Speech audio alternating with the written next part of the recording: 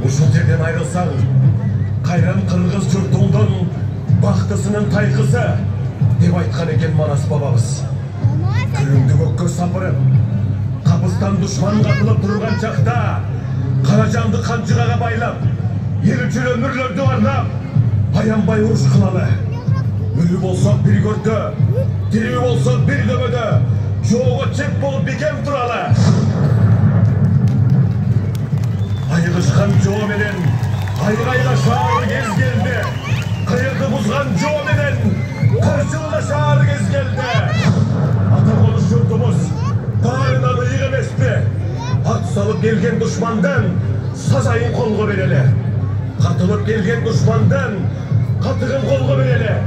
Кырк жигитим жоң болсун, казакта жолуң оң болсун.